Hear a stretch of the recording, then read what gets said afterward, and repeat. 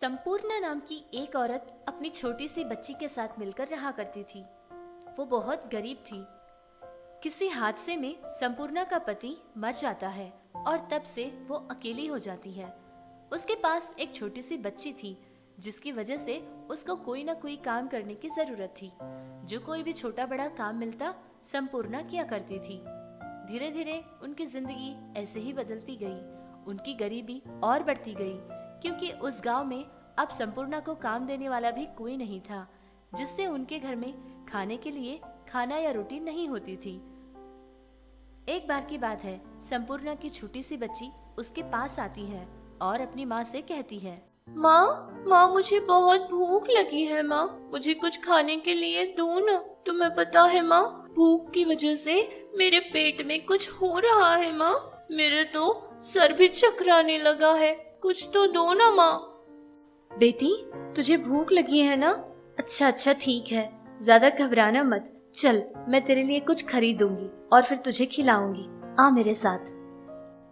इतना कहकर वो अपनी बेटी को साथ लेकर बाहर जाती है।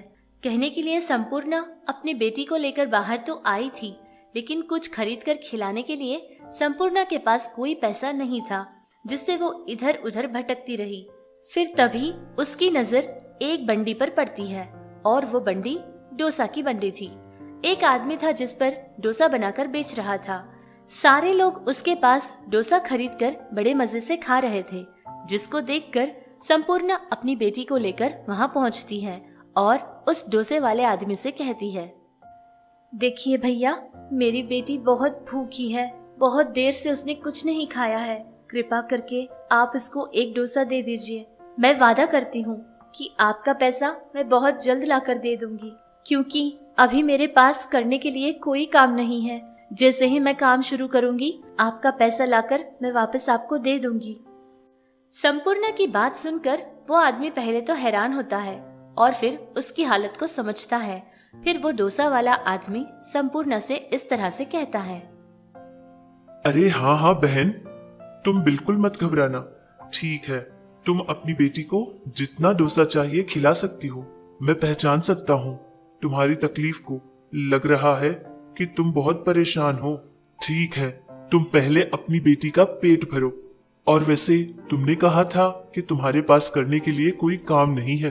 अगर तुम्हें कोई एतराज नहीं तो मैं तुम्हें काम दूंगा। मेरे साथ डोसा बनाने का काम करो, क्योंकि मैंने बहुत दिनों से सोचा था कि मेरी सहायता करने के लिए कोई और होता तो अच्छा होता। वो तुम ही क्यों नहीं? इतना कहकर वो डोसा वाला आदमी संपूर्णा को उसके पास काम भी दे देता है और संपूर्णा भी डोसा अच्छे से बनाना सीख लेती है। रोजाना सुबह से लेकर शाम तक उसके पास काम करती और फिर अपनी कमाई का पैसा लेकर घर वापस चली जाती थी। इस तरह उनके घर की परेशानी तो बहुत कम दिनों में ही खत्म हो गई थी। अब दोनों माँ बेटी पेट भर के खाने लगे। ऐसे ही कुछ समय गुजर गया था। अब डोसा वाले ने सोचा कि वो एक अच्छी सी होटल लगा लेगा। इतना सोचने के बाद वो अपनी एक होटल भी बना लेता है और फिर संपूर्णा से कहता है कि तुम मेरी बहन जैसी हो। तुमने मेरी बहुत सहायता की थी, जिससे मैंने ये सोचा कि मैं तो अपना होटल बना लिया है, लेकिन तुम ये बंडी अपने साथ रख लो और इस पर खुद का काम करो। ये बात सुनकर संपूर्णा बहुत खुश हो जाती है और उस दिन से लेकर संपूर्णा ने अपना खुद का काम शुरू किया था। वो अब जितना भी डोसा बनाकर बेचती थी, वो सारा का सारा पैसा अब वो अपने पास ही रखती थी, क्योंकि सारा काम भी उसका, मेहनत भी उसकी और पूरा का पूरा पैसा भी उसका हो गया था। बहुत खुश होकर जीने लगी, अपनी बेटी का भी अच्छे से ख्याल रखने लगी।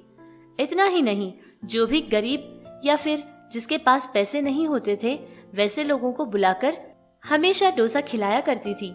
उसके पास एक भिखारन रोजाना आती थी और उसको भी संपूर्णा पूरे प्यार से डोसा खिलाया करती थी।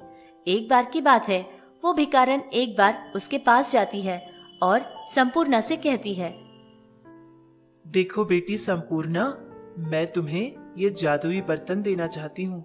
ये कोई ऐसा वैसा बर्तन नहीं है। इसमें तुम डोसा बनाने का आटा जैसे ही डालोगी, वो जादुई आटा बन जाएगा। और एक बात और बेटी, इसका आटा कभी खत्म नहीं होगा। इसमें आटा आता ही रहेगा जब तक तुम डोसा बनाती रहोगी। आज से तुम्हारी सारी परेशानी और तुम्हारा सारा बुरा वक्त खत्म हुआ। आज के बाद तुम बहुत खुश रहोगी बेटी, और तुम्हारी ये डोसा की बंडी सारे लोगों से हमेशा भरी पड़ी रहेगी। इतनी बात सुनकर संपूर्णा चौंक जाती है और फिर बाद में बहुत ज्यादा खुश होती है। उसके बाद से संपूर्णा हर रोज उसी जादुई बर्तन के आटे से डोसा बनाया करती थी।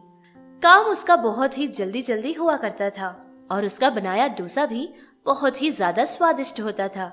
इतना स्वाद कि उनके गांव में ऐसा डोसा कोई बनाकर नहीं बेचता था, जिससे बहुत कम समय में ही संपूर्णा का काम बहुत ज्यादा बढ़ गया था।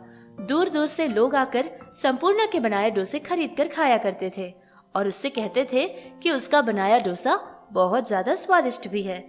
धीरे धीरे संपूर्णा का काम और उसका पैसा भी बहुत ज्यादा बढ़ता गया। उसने बहुत सारा पैसा कमा लिया था, जिससे अब संपूर्णा की जिंदगी में कोई परेशानी नहीं थी। ये सब कुछ देख रही उसके पड़ोस में रहने वाली लक्ष्मी नाम की एक औरत बहुत ही ज्यादा जलती थी।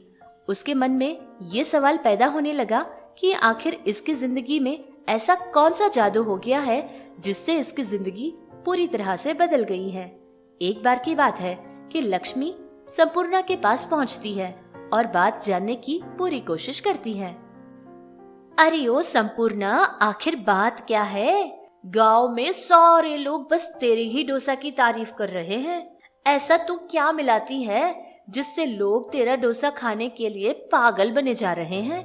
मुझे भी तो बता कि आखिर इसका राज क्या है। यही सवाल लक्ष्मी बार बार किए जा रही थी, जिसको लेकर अब संपूर्णा को समझ आ गया था कि जब तक मैं इसका जवाब नहीं दूंगी तब तक लक्ष्मी पूछती ही रहेगी। बेचारी भोली सी संपूर्णा उसको सारी बात बता देती है कि उसके साथ क्या हुआ था।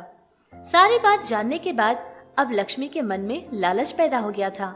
उसने सोचा कि वो जादुई बर्तन वो किसी भी तरह चुरा कर रहेगी। ऐसे ही रात होने का इंतजार करने लगी। जैसे ही रात हुई थी, वो संपूर्णा के घर पहुंचती है और उस बर्तन को चुराने की पूरी कोशिश करती है। जैसे ही बर्तन को चुराने के लिए उसने अपना हाथ आगे बढ़ाया, वो बर्तन अपना रूप बदल लेती है। वो बर्तन एक चाकू की तरह बदल गई थी और उसके हाथ में चुभने लगी थी, जिसको लेकर लक्ष्मी परेशान हो जाती है और सोचती है कि इसको हाथ से नहीं बल्कि लकड़ी की सहायता से एक बोरिये में डालकर ले जाऊंगी। ऐसे सोचकर वो बोरिया लाती है, लेकिन यहाँ तो वो जादुई बर्तन ने कुछ अलग ही जादू कर दिया था। लक्ष्मी की सोच और ख्याल को वो जादुई बर्तन पहचान चुकी थी कि लक्ष्मी किस तरह की लालची इंसान है। इतना होना ही था कि वो जादुई बर्तन लक्ष्मी को ही उसी बोरिये में बंद कर देती है और तो और बोरिये को भी ऊपर से एक रस्सी में बांधकर उसको उसमें डाल देती है, जिससे घबराती हुई लक्ष्मी जोर जोर से चिल्लाने लगती है कि कोई है तो मुझे बचाओ। लक्ष्मी की इन चीखों की आवाज सुनकर संपूर्णा वहाँ पहुँच जाती है और उसकी बच्ची भी वहाँ पर आ जाती है। संपूर्णा, मुझे माफ कर दे संपूर्णा। मैंने तेरे डोसा के बारे में जानने के बाद मेरे मन में लालच पैदा हो गई थी और मैंने सोचा कि ये जादुई बर्तन मैं चुरा लूंगी और उसी को चोरी करने के लिए मैं तेरे घर आ गई थी। लेकिन ये बर्तन तो शायद मेरी जान लेकर रहेगी। मैंने सोचा इसको मैं बोरिये में डालूंगी, लेकिन उसने तो मुझे ही बोरिये में बंद कर दिया। संपूर्णा, मेरी मदद कर और इससे मेरा पीछा छुड़ा, वरना ये जादुई बर्तन तो मुझे मार कर रहेगा। इस तरह वो संपूर्णा से माफी मांगने लगती है और उसको बचाने के लिए कहती है। संपूर्णा भी वो जादुई बर्तन से बोलती है कि उसको छोड़ दे, दोबारा फिर से लक्ष्मी ऐसी हरकत कभी नहीं करेगी। संपूर्णा के ये बात कहते ही जादुई बर्तन ने लक्ष्मी को छोड़ दिया था और वो वहां से तभी के तभी अपनी जान बचाकर भागने लगी। इस तरह तब से लेकर संपूर्णा की जिंदगी में अब उसको रोकने वाला कोई नहीं था। संपूर्णा खुशी खुशी अपनी आगे की जिंदगी गुजारने लगी।